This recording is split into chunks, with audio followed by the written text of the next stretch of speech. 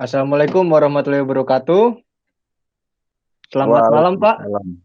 Selamat malam. Perkenalkan, Pak, saya Muhammad Rehan Alfarisi dari Universitas Erlangga. Di sini saya ingin bertanya-tanya, mewawancara Bapak mengenai lingkungan hidup di perusahaan Bapak selama COVID-19 ini berlangsung.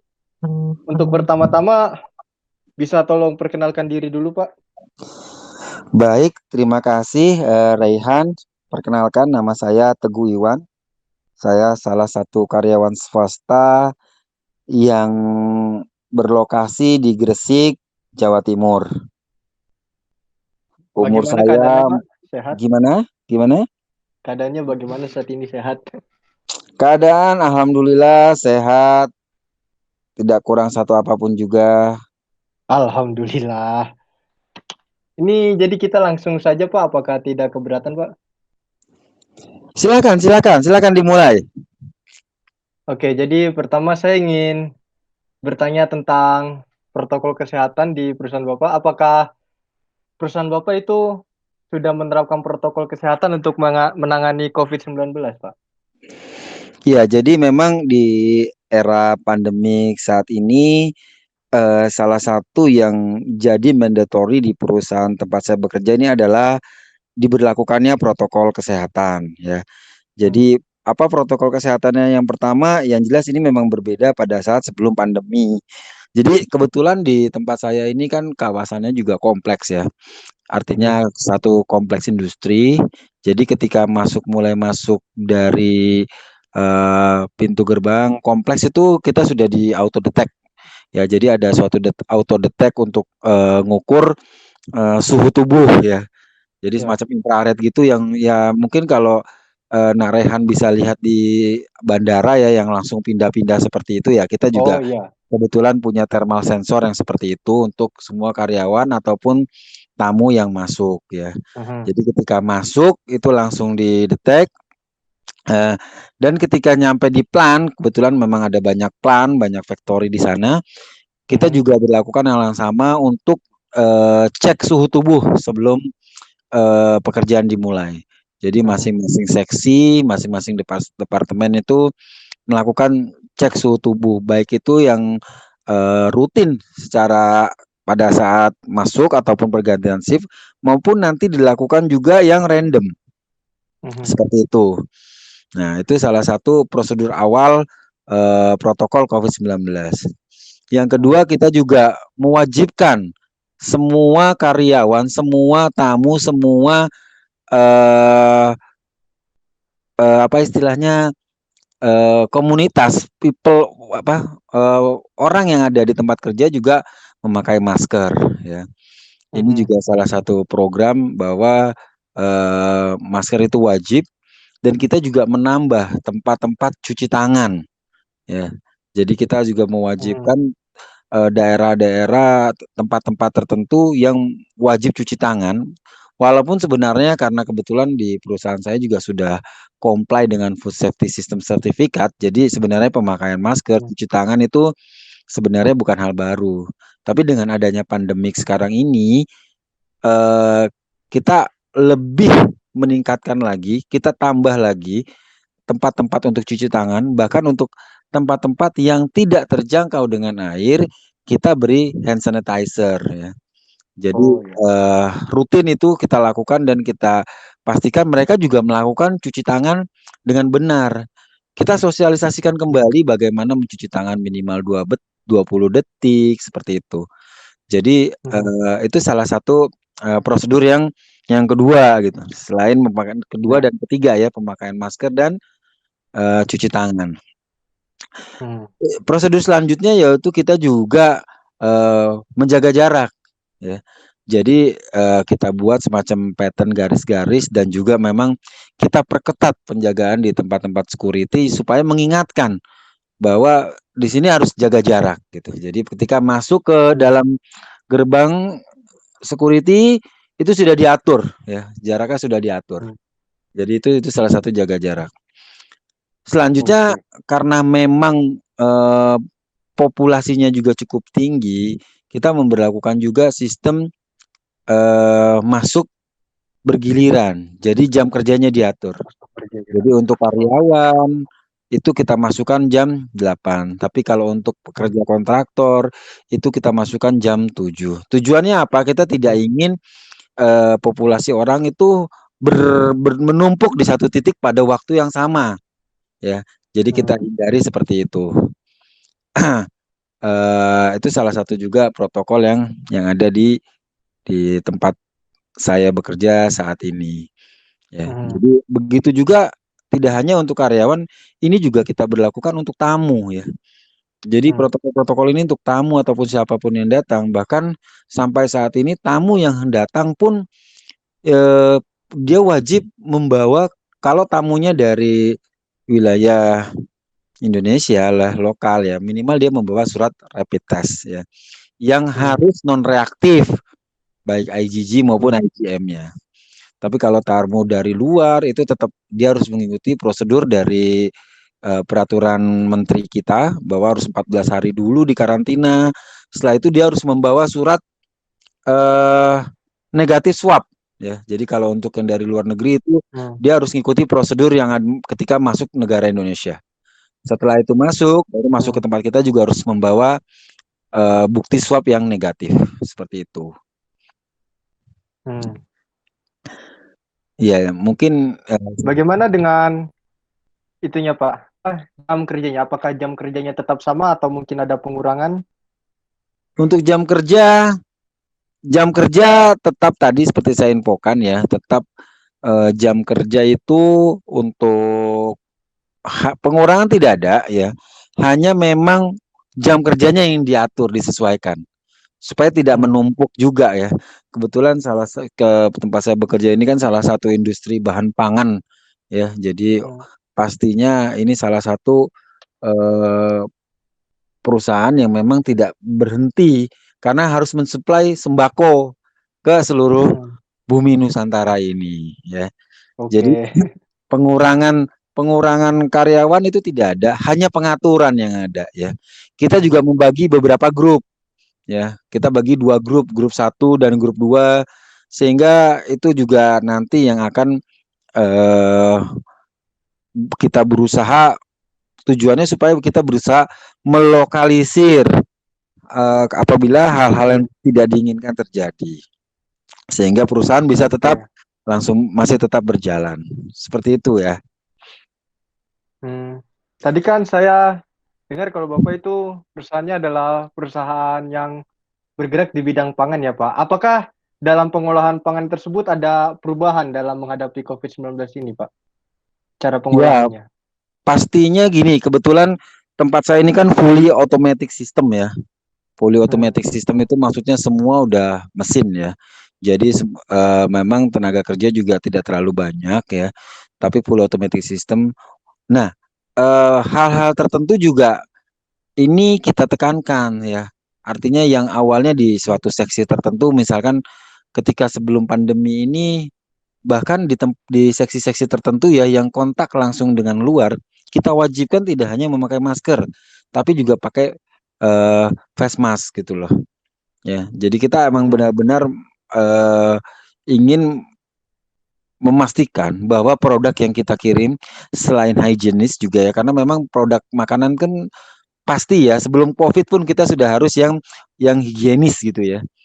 Itu udah Hmm. pasti ya. Ditambah lagi dengan adanya COVID-19 ini, tentunya kita lebih lebih tajam lagi untuk peraturan-peraturan yang sifatnya untuk tidak mencemarkan produk makanan kita.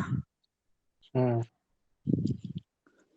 Terus apabila salah satu karyawan di tempat kerja Bapak itu terkena COVID, apakah ada langkah tertentu yang diambil perusahaan untuk mengatasi hal tersebut, Pak? Ya, jadi kalau misalkan tadi seperti tadi ya, awalnya kan Hmm. kita akan cek periksa suhu tubuh ya. Ya. Regulasinya seperti ini.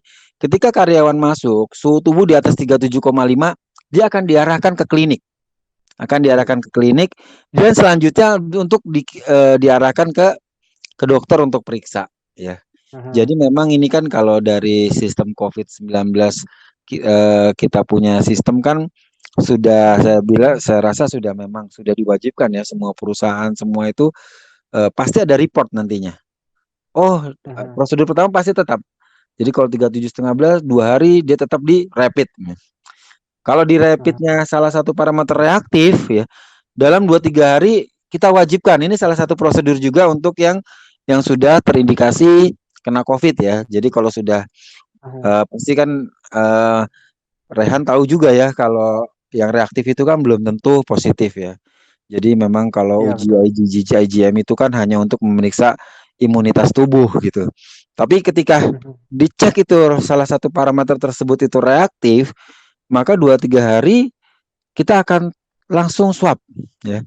Jadi kita ada bekerja Langsung sama, swab. ya kita ada kerjasama dengan perusahaan, dengan rumah sakit ya yang berskala nasional juga di daerah Gresik ini.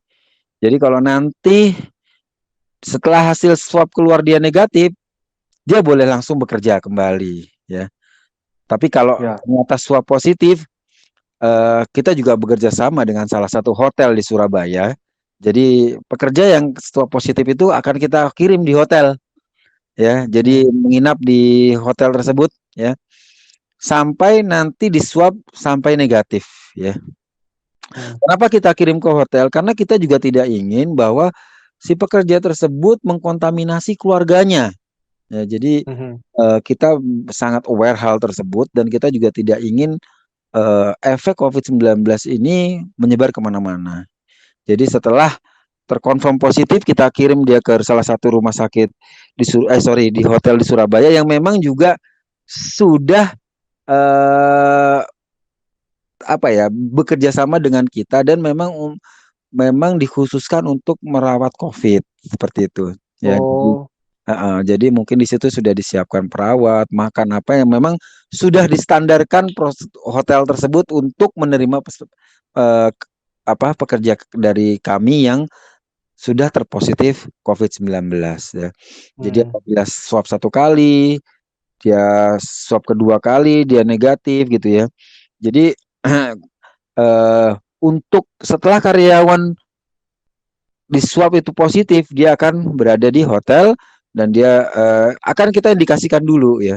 Jadi memang kan ada dua ya. Yang pertama adalah seseorang yang kena COVID-19 dengan indikasi. Maksudnya seperti ini, dengan indikasi seperti panas, badan meriang, dengan gejala ya. Dengan gejala. Ya.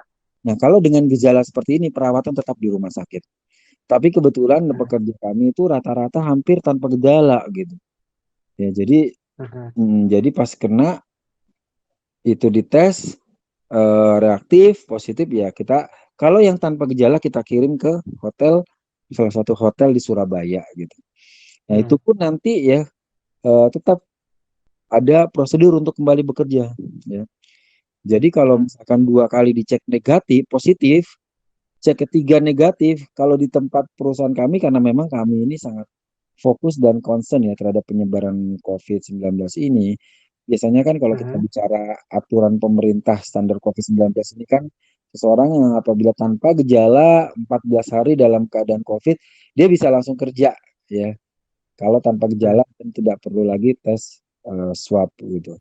Tapi kalau di tempat kami enggak ya, karena kami memang fokus, jadi agak sedikit lebih ketat dari peraturan yang ada dari pemerintah. Bukannya soal sih, tapi memang kita memang fokus concern bahwa kami menganggap bahwa karyawan ini semua juga adalah aset sehingga kita juga tidak ingin menyebarkan populasi virus ini menyebar di tempat kami. Ya. Jadi setelah 2 kali swab negatif, baru yang bersangkutan boleh kembali bekerja seperti itu. Nah, setelah itu kita juga tidak tinggal diam ya. Kita akan lihat seperti tadi awal saya infokan bahwa kita bagi 2 grup. Ya. Jadi kalau grup 1 ini terindikasi ini, kita akan satu orang di grup tim di grup tersebut akan kita rapid semuanya. Ya. Satu shift itu di rapid semua. Iya, satu shift dan satu di grupnya dia, di seksinya dia karena cukup besar ya. Jadi ada seksi-seksi yang terpisah. Jadi satu seksi itu kita rapid semua. Nah, setelah dites rapid sama, kalau ada yang rapidnya positif, kita akan swab. Kalau dia langsung ini lagi, dia akan kembali ke POP. Ya. Tapi kalau dia tidak tidak tidak positif, negatif, dia kan kembali langsung bekerja seperti itu ya. Kalau yang Mhm, aktif ya tetap, yang non reaktif akan langsung kembali bekerja ya. Jadi kita akan lokalisasi ya, kita akan lokalisir maksud saya. Kita akan mhm, lokalisir eh, kumpulan orang atau rekan kerja tersebut yang memang kena COVID-19. Yang kedua, kita juga melakukan mhm. tidak hanya itu, kita juga melakukan pembersihan desinfektan ya di tempat-tempat Disinfektan.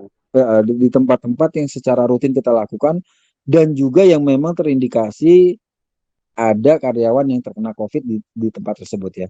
Jadi kita langsung desinfektan semuanya ya, itu tempat-tempat tersebut ya. Walaupun kita juga melakukan desinfektan secara berkala ya, seperti itu. Mhm.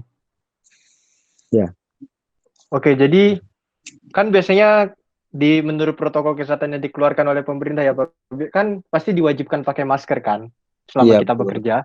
Mm-mm. Apabila ada karyawan yang tidak mematuhi peraturan tersebut, apakah ada hukuman tertentu, Pak? Ya, eh yang pertama gini, karena masker itu juga kan semua karyawan itu mendapatkan masker secara berkala. Ya.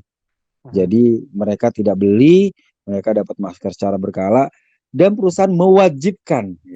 Artinya apa? Ketika perusahaan mewajibkan, seseorang yang tidak memakai masker itu kita anggap sebagai sebuah pelanggaran.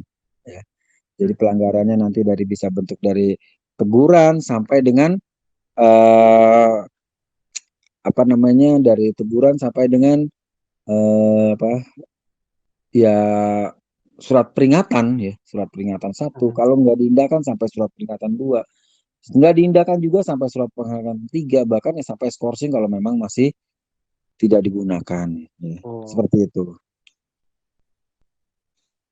kira-kira ini dari pengalaman Bapak ya, Pak.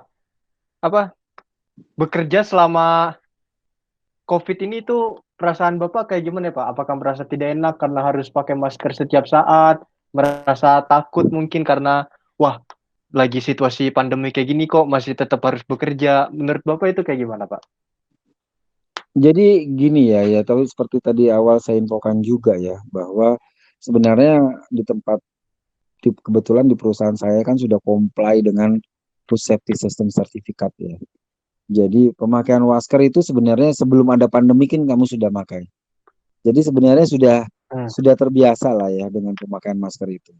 Tapi sebenarnya kalau kita bicara takut ya, pastilah ya, semua orang juga kan melihat bagaimana awalnya pandemi ini di China, terus masuk ke Indonesia, terus bagaimana populasinya semakin tinggi ya, pasti takut Hmm. ya. Artinya sempat juga terjadi yang namanya fobia gitu ya. Kemana-mana kita bawa ya, sampai sekarang pun ya, kemana-mana pasti mengantongin yang namanya hand sanitizer gitu ya. Habis Iya. ngelini sedikit hand sanitizer gitu ya. Ya itu Hmm. memang udah jadi seperti apa ya? Kalau tidak bawa tuh kayak seperti sesuatu yang, aduh, kelupaan, ini harus balik seperti itu ya. Nah, terus Oh. juga terkait ini ya, memang pastinya COVID ini kan juga menjadi kendala ya. Artinya kan Mhm. sekarang kita tidak bisa, terbatasan menemui orang, meeting pun kita harus melalui online. Ini ya sangat sangat bisa dibilang keterbatasan ya. Mhm. Jadi keterbatasan-keterbatasan ini juga yang membuat ya pastinya ada perubahan di tempat kerja ya. Hmm. Kenapa ya? Karena tadi awalnya ya memang kita kan membatasi bertemu dengan orang, membatasi bertemu orang yang bukan dalam komunitas kita. Ya jelas hal ini Mhm. pasti berpengaruh di tempat kerja seperti itu. Eh, Bagaimana dengan keluarga Bapak? Apakah keluarga Bapak nggak gimana ya nggak takut kan ayah dan suaminya itu bekerja terus di luar gimana kalau ketularan gimana atau itu apakah nggak ada keterkhawatiran seperti itu Pak? Pada awalnya pastilah ya kekhawatiran ya. Jadi ketika awal datang, bahkan ya itu istri saya itu kalau saya pulang kerja itu sama anak saya yang paling kecil itu saya disiram sama desinfektan, itu semprot-semprot itu ya. Ya Mandi walaupun dulu. walaupun iya, jadi itu aduh, bisa dibilang itu setiap hari, aduh, nyuci terus itu istri saya itu. Jadi pulang apa suruh cuci terus gitu. Ya memang memang memang apa ya, kekhawatiran pasti ada ya, karena kebetulan juga eh, di rumah juga kita kan tidak tidak ingin ya ada keluarga yang terkena positif. Artinya semua daya upaya pasti kita lakukan lah ya. Bahkan istri saya itu ya semua tangga apa disemprot desinfektan itu ya. Jadi setiap berkala gitu ya. Ya lama kelamaan juga ya kita juga meyakini sih bahwa ya sebenarnya kan eh, COVID ini pasti ada ya. Infek udah banyak semua efeknya kelihatan. Banyak yang meninggal, banyak yang sakit, banyak yang terkena gitu kan. Tapi ya kalau harus jadi takut seperti itu ya enggak juga ya. Itu hanya fobia di awal. Mhm. Tapi tetap kita harus waspada dan tidak menganggap remeh apa itu COVID-19. Minimal kita 3M itu harus dilakukanlah di keluarga saya itu ya. Menjaga jarak, mencuci tangan, memakai masker itu tetap ya. Menjaga jarak bukan di Mhm. rumah maksudnya terhadap orang lain. Oh. Ya, jadi ya kalau di rumah ya kita pastikan bahwa kita keluarga inti ya ya apa ya bisa dibilang kita pastikan semua baik-baik saja gitu ya. Bahkan waktu COVID ini sampai Idul Fitri ya, sampai kita semua Idul Fitri, Idul Adha ya tidak pulang kampung ya. Kebetulan saya keluarga besar kan di Jakarta semua gitu ya, dari istri, Oh, di dari Jakarta saya. semua. Iya. Jadi ya kita tidak bisa pulang dan kita memang sudah siap, memang ini yang terbaik gitu ya, karena kita juga tidak ingin eh, apa namanya eh, niat baik ke sana jadi bencana seperti itu. Mhm. Bahkan kita sholat id pun di rumah hanya keluarga inti gitu ya. Mhm. Ya bukan itu bukan ketakutan tapi ya itu bentuk kewaspadaan aja gitu ya. Seperti Mhm. itu. Terus bagaimana dengan, kan Bapak bekerja di perusahaan pasti bareng teman-teman, bareng kolega-kolega. Itu apakah ada perubahan dalam berinteraksi dengan kolega-kolega Bapak, Pak? Ya pasti ya kita juga menjaga jarak ya. Artinya kan kalau ini di ruangan yang awalnya di ruangan itu kan tidak perlu pakai masker. Dulu awalnya kita pakai masker kan hanya ketika bersentuhan dengan produk gitu kan. Tapi sekarang dengan adanya pandemi harus wajib karena apa? Ya akan ada punishment kalau seseorang yang tidak memakai masker gitu. Ya, jadi jaga jarak apa dan ya pasti ada pengaruh secara eh, apa ya kalau bisa dibilang itu memang awalnya berpengaruh terhadap ini aneh gitu ya. Kenapa kita pakai masker apa? Tapi kan itu hanya perlu kebiasaan aja sih. Lambat laun ya setelah pandemi 2 3 bulan ya semua biasa-biasa saja pakai masker atau apa ya itu biasa-biasa saja. Jadi satu hal lagi yang lucu gitu ya. Dulu mungkin orang bersin itu nggak apa-apa ya. Sekarang itu orang bersin itu kayak dosa besar gitu ya. Semua orang pada ngeliatin gitu kan. Ya, Dipelototin, ya apalagi yang bersin dia. batuk-batuk gitu kan itu udah dosa besar banget gitu kan. Artinya apa? Dulu mungkin orang kentut doang yang diomelin gitu ya. Paling sekarang waduh bersin batuk itu udah orang sudah menjadi sorotan. Waduh, waduh udah pada ketakutan gitu ya. Seperti sampai seperti itu gitu kan. Terus bagaimana dengan kinerja Bapak, Pak? Apakah menurut pengalaman pribadi Bapak ya, apakah menurut pengalaman pribadi Bapak itu dengan datangnya COVID ini menurunkan kinerja Bapak di perusahaan Bapak, Pak? eh Kinerja tuh maksudnya gimana ya? Maksudnya apa? Mungkin output input atau seperti apa ya maksud Ya, jadi kinerjanya? misalkan dulu yang pekerjaan yang menurut Bapak itu dilakukannya bisa dengan mudah, tapi dengan karena adanya COVID dan protokol kesehatan ini, apa cara kerja di dalam melakukan pekerjaan tersebut itu mulai berubah, jadi Bapak mulai kesulitan. Apakah Bapak punya pengalaman seperti itu, Pak? Ya kesulitannya ya kebetulan juga kami kan perusahaan multinasional juga ya. Yang awalnya mungkin Mhm. kita sering sekali mengadakan meeting apa yang offline gitu ya. Sekarang harus Mhm. online itu kan ya memang harus dibiasakan, tapi bagaimanapun juga kan efektivitas online itu tidak tidak seefektif kalau saya Mhm. pendapat saya tidak seefektif itu offline gitu ya. Jadi lebih efektif tetap kita Tidak kalau seefektif meeting offline. berinteraksi gitu. Tapi ya kalau di internal pekerjaan sendiri sih oke okay, gitu nggak ada masalah karena memang kita paham lah ya. Tapi kalau untuk berinteraksi dengan orang luar ya kadang kita ada project, kita ada mendevelop sesuatu yang butuh orang luar. Nah ini yang agak sulit gitu ya.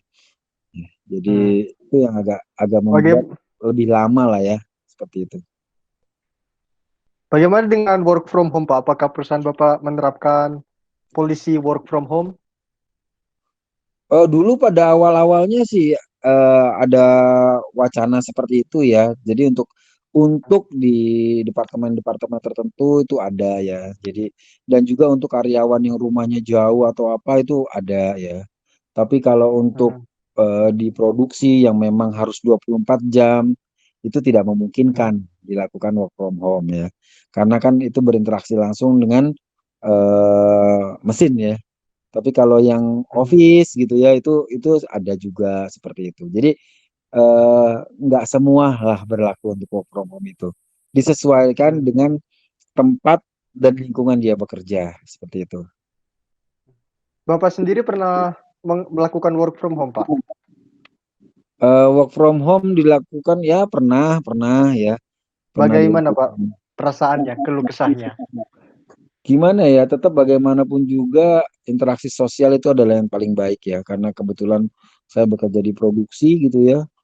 Work from home itu ya sangat tidak efektif gitu. Ya, jadi ya Mhm, memang tapi ya mau tidak mau kan kita tidak tidak ada pilihan ya. Jadi memang harus kita mhm, lakukan karena apa ya? Kita ingin memutus mata rantai COVID ini gitu loh. Ya. Tapi saya mhm, bilang tadi ya tidak bisa untuk orang-orang di produksi gitu karena orang produksi ini kan memang jumlahnya sudah terbatas dan dia harus 24 jam mesin ini running ya. Jadi running 24 mhm, jam sehari, 7 hari seminggu, ya 300 hari dalam setahun itu running seperti itu. mhm. Itu, selama kan pertama kali COVID ini muncul, apakah perusahaan Bapak melakukan sosialisasi, Pak, ke karyawan-karyawannya? Ya, sosialisasi itu pasti ya. Jadi waktu itu kan COVID-19 ini kan awalnya sekitar di bulan November Desember ya di China ya. Iya, Itu walaupun kita masuk ke Indonesia sekitar bulan Februari kita udah mulai melakukan PSBB dan sebagainya ya di Jakarta dan disusul di Surabaya ya. Jadi iya, sebelum sebelum itu masuk ya awalnya tetap kita sosialisasikan apa itu COVID-19, bagaimana cara menanggulanginya ya, mhm, efeknya seperti apa. Jadi tetap kita ada sosialisasi baik itu dalam bentuk training, baik itu dalam bentuk briefing ataupun mhm. juga pamflet-pamflet seperti itu, brosur-brosur tentang COVID-19. Pakai pamflet-pamflet juga, Pak? Iya, iya, ada selebaran-selebarannya ya, seperti itu. Selebaran memakai masker, selebaran menjaga jarak, kita buatkan itu untuk disebarluaskan ke karyawan yang paling bisa dibilang apa ya, hmm, paling bawah lah seperti itu. Karena kan mereka Oh, juga kan selalu bekerja apa tidak tahu kalau ada ini ya kita sebarkan lewat briefing dari seksi ke seksi dan pamflet-pamflet selebaran-selebaran itu. Kita juga pasang juga spanduk-spanduk ya di tempat-tempat tertentu ya, spanduk-spanduk besar itu tentang COVID-19 apa. Minimal mereka tahu apa sih itu COVID-19 dan waspada ya. mhm. Dan waspada. Bukan takut tapi waspada. Menurut Bapak, tindakan sosial yang dilakukan itu apakah sudah efektif, Pak, menurut Bapak pribadi? Gimana gimana diulang? Menurut Bapak pribadi, tindakan sosialisasi yang sudah dilakukan bersama Bapak, yang training, menyebarkan selebaran, seminar, dan kawan-kawan itu, apakah itu sudah efektif menurut Bapak pribadi saja? Jadi sebenarnya karena COVID-19 ini pandemik ya. Jadi Mhm, tentunya mereka juga akan tahu dengan sendirinya baik dari media, baik itu dari lingkungan sekitar, baik itu dari RT RW, baik itu dari tim Satgas Covid ya. Jadi ya lumayan efektif. Oh, saya tambahkan lagi ya kita juga punya tim Satgas COVID-19 gitu ya. Satgas COVID. Iya, jadi di tempat kami juga ada Satgas COVID-19 gitu. Jadi ya memang mereka ini tim yang benar-benar fokus terhadap pandemi COVID-19 ini gitu. Jadi kalau Mhm, dibilang efektif, saya rasa cukup efektif, cukup membantu ya karena teman-teman juga aware jadinya akan hal ini, mereka juga paham bagaimana seperti ini ya. Oh ya satu lagi, kita juga melakukan itu yang namanya pelarangan cuti ya, sampai seperti itu kita lakukan gitu. Jadi Pelarangan cuti. iya, jadi cutinya itu kita bukan dilarang sih, tapi kita tangguhkan ya. Mhm. Tujuannya apa? Supaya ya kebetulan juga kan di tempat saya bekerja ini kan ya memang di banyak juga karyawan-karyawan yang dari luar kota ya. Dari selain di Mhm. luar kota apa istilahnya itu eh Gresik, Surabaya dan sekitarnya lah ya. Itu kan banyak gitu kan Ya. yang di luar area tersebut ya. Nah, ini kita tangguhkan. Tujuannya apa ya? Ya jangan sampai mereka mereka pulang kampung dulu, kita tahan gitu loh. Tapi kalau cuti yang di rumah apa, kita persilahkan ya. Tapi itu pun kita kasih sedikit protokol ya. Jadi cuti boleh gitu, boleh ya. Tapi kalau mau keluar kota dia harus mengajukan dan dia harus melakukan rapid test sendiri gitu ya, rapid test mandiri. Baik Rapid pada test saat sendiri. baik pada saat datang, pergi cuti dan kembali dari cuti. Ya, jadi prosedur-prosedur itu Mhm. tetap ketat kita laksanakan ya secara ketat azas.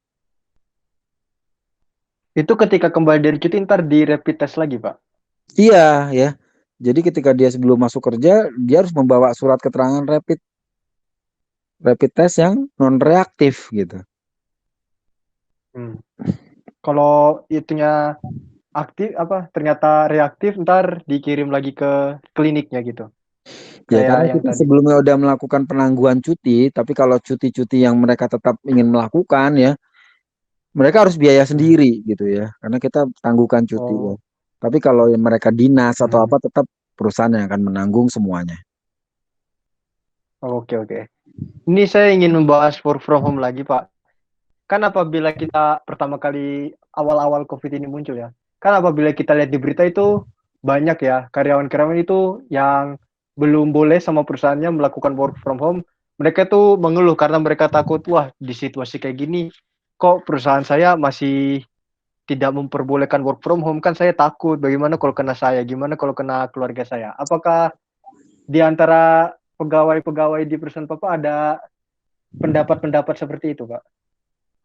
Iya, kebetulan saya kan di produksi ya. Jadi kita semua juga memberikan pengertian ya bahwa di produksi itu tidak Mhm. bisa work from home ya. Itu satu. Yang kedua kita tekankan Mhm. bahwa COVID ini bukan untuk ditakuti, tapi untuk diwaspadai. Ya dua. Yang ketiga juga tadi seperti awal saya bilang bahwa Ya. kita mengatur jam kerja. Jadi tidak ada penumpukan populasi orang di tempat-tempat tertentu seperti di loker, di apa. Itu kita batasi. Jadi jam kerjanya yang kita rubah seperti itu. Kita atur, kita sesuaikan supaya tidak ada penumpukan karyawan di suatu tempat tersebut. Bahkan untuk makan ya, Oh. makan juga sama Pak ya. Kita punya kantin sendiri ya. Jadi yang awalnya dulu kantin itu kita ambil sendiri, kali ini ada yang mengambilkan gitu ya, ada yang mengambilkan dan ya mungkin kita kasih semua tempat makan kita sekat Mhm. sendiri-sendiri ya. Jadi udah kayak kayak kita di ini ya, disekat sendiri-sendiri kalau makan. Jadi sudah ada sekat pembatas dari akrilik untuk masing-masing orang yang makan gitu. Dari akhir gitu. Ya. Hmm. Bagaimana dengan tamu, Pak? Kan tadi Bapak bilang kalau tamu-tamu lokal selama bawa surat non reaktifnya itu masih bisa berkunjung ke perusahaan Bapak. Bagaimana dengan apakah perusahaan Bapak masih menerima tamu-tamu dari luar negeri? Seperti tadi saya infokan ya, kebetulan kita juga kan kalau tamu dari luar negeri itu awal-awalnya tidak boleh ya, karena hanya satu Hmm. dua bulan belakangan ini yang diperbolehkan, tapi tetap harus secara prosedural yang berlaku di negara Indonesia. Ya, jadi kalau Hmm. setahu saya prosedur yang berlaku dari negara Indonesia itu untuk tamu asing itu yang pertama ketika dia datang udah pasti kan kalau tamu naik pesawat kan dia harus di swab ya. Kalau dari luar negeri itu masuk bandara kita kan Ya. harus di swab. Setelah di swab udah pasti dia harus swabnya harus menunjukkan hasil yang negatif ya. Setelah itu dia harus karantina 14 hari ya di hotel yang sudah Hmm. ditentukan juga ya. Jadi tamu itu nggak boleh kemana-mana selama 14 hari. Setelah 14 Hmm. hari, ketika ingin masuk ke tempat kami, dia harus diswab lagi. Dan swabnya pun Di swab harus lagi. negatif. seperti itu. Mhm. Baru diizinkan masuk, ya. Jadi dari dia harus udah ada surat Berarti keterangan. bukannya menolak tapi ada prosesnya gitu ya? Gimana? Berarti bukannya bukannya langsung ditolak tapi harus ada prosesnya dulu sebelum bisa masuk ke perusahaan Bapak gitu ya? Iya, prosesnya tetap harus sesuai dengan ketentuan yang berlaku di negara kita, ya. Jadi kita comply semua dengan Mmm, peraturan yang ada di negara Republik Indonesia ini. mhm. Oke, jadi kan COVID ini udah berlangsung cukup lama ya Pak, udah hampir 1 tahun saat ini. Jadi Mm. menurut Bapak itu dibandingkan awal-awalnya ya, awal-awal pertama kali COVID itu masuk, terus perusahaan Bapak mulai menerapkan protokol kesehatan buat melawan COVID, apakah gimana ya, apakah sudah terbiasa dengan hal-hal baru ini, Pak? Ya, memang kita dibiasakan ya. Jadi bagi kami disiplin adalah seperti itu ya, tetap kita disiplin adalah vaksin untuk COVID-19 ya. Jadi kita mendisiplinkan diri kita, mendisiplinkan teman-teman kita, mendisiplinkan siapapun yang ada di komunitas kita ya. Jadi kalau bilang dibiasa atau Mhm, tidak biasa, ya kita dituntut harus bisa dan biasa seperti itu. mhm. Mm-mm. Nah, terus untuk itu, Pak, apa namanya, kan diprediksi COVID ini bentar lagi selesai ya, soalnya kan kita udah mulai ada vaksin, terus apa, jumlah orang yang terkena juga mulai menurun walaupun sedikit demi sedikit. Ketika pandemi ini sudah selesai, apakah protokol kesehatan yang saat ini dilakukan akan tetap Bapak lanjutkan atau akan diberhentikan secara penuh gitu, Pak? Ya, yang pasti kalau ini memberikan vaksin ini juga kan belum tahu ya keberhasilan tingkat kesuksesannya ya. Ya, saya rasa tadi kalau kalau pemakaian masker kan memang di tempat kami harus ya. Hanya mungkin Mhm, nanti ya dalam ruangan kalau memang benar-benar sudah hilang ya kita kembali seperti awal gitu. Di dalam ruangan yang memang nggak perlu pakai masker ya kita nggak perlu pakai masker. Ya, tapi bersentuhan dengan produk yang memang sudah menjadi eh, syarat kita untuk memakai masker ya tetap kita memakai masker. Seperti itu sih. Ya, mhm, tapi saya rasa juga kan kita harus dilihat juga sisi positifnya ya. Kalau pakai masker is okay tambah bagus ya kenapa enggak gitu kan. Jadi saya rasa kebiasaan-kebiasaan ini yang positifnya kita ambil, terus kalau yang menyulitkan ya dan sudah tidak relevan lagi diberhentikan. ya kita tinggalkan seperti itu. Mmm, oke, berarti sampai situ saja, Pak, wawancaranya. Terima kasih banyak, Pak. Iya, oke, terima kasih. Oke, jadi ini langsung ditutup saja, Pak, nggak apa-apa? Baik, terima kasih. Terima Saya kasih banyak tutup, atas saya bantuannya, tutup. Pak. Terima kasih, Dek Rehan. Oke, wassalamualaikum warahmatullahi wabarakatuh.